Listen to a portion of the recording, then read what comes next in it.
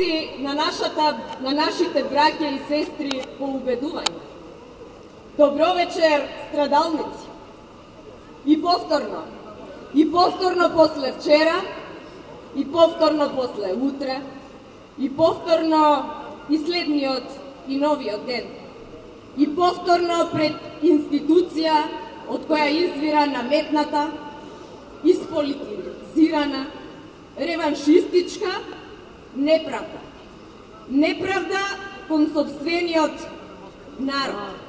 Неправда пред нашиот крик. Невидена неправда во рамките на старата дама Европа. Неправда за пример.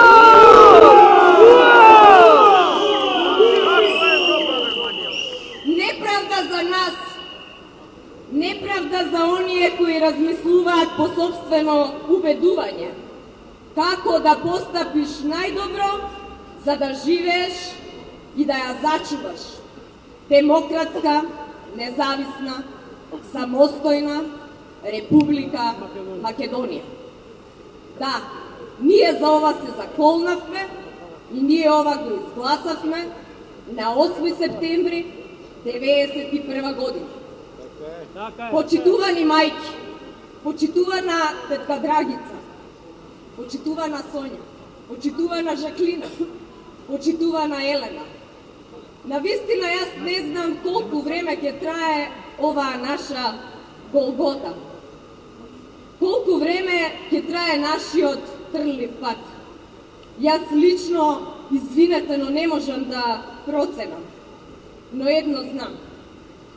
Знам дека имам собствен крик и знам дека имам немир во мене кој ме тера да бидам секој ден со вас, со родолюбите, со уставобранителите, со демократите. Јас не сум филозоф, јас не сум голем политичар, ниту мал, но се трудам да испратам глас и порака. Пораката ќе биде до оној кој сакам да ме чуе. Премиер Заев. Знам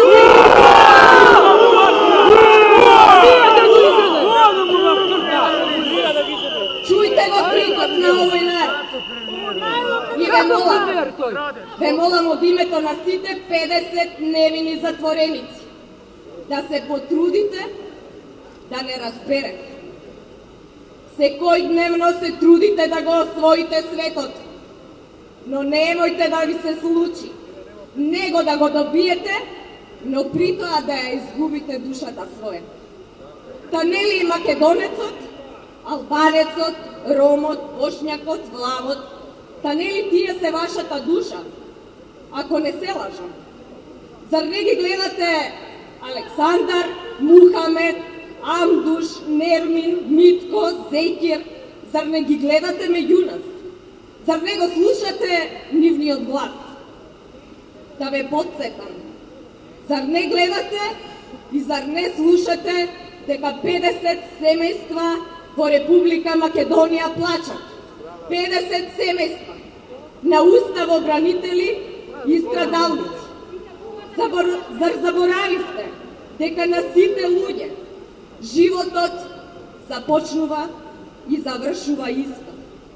Но добро знаете дека содржината на истиот одредува кого ќе го паметат идните генерации како дел од светлата страна на историјата, а кој ќе биде запамтен како темна дамка во историјата. Премиере, вие знаете како го добивте мандатот. Така е! Превода да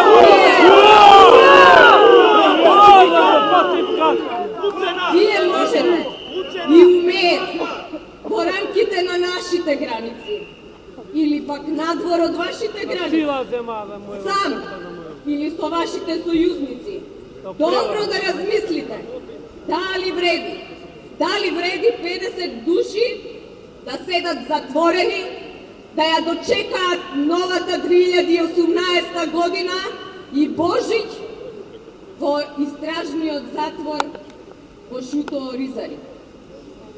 Ви порачувам Пред да ја одредите и днината на овие луѓе, ве молам добро да го проучите минатот. Навратете се наназад и прегледајте ги сите аудио и видео записи од поворките на иницијативата за заедничка Македонија. Преслушајте ги сите пораки и родолюбиви песни.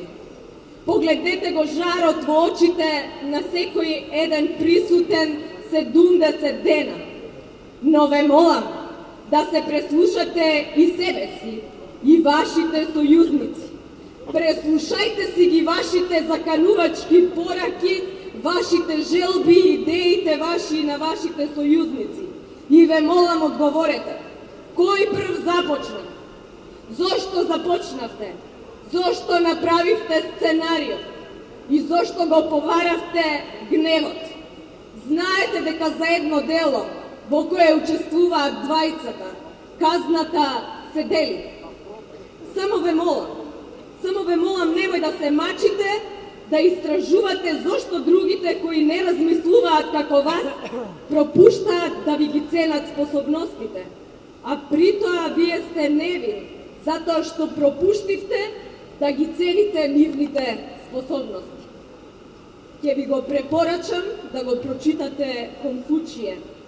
Тој бил по мене добар политичар и филозоф, кој рекол: пред да тргнеш да се одмаздуваш, претходно ископај си 2 гроба.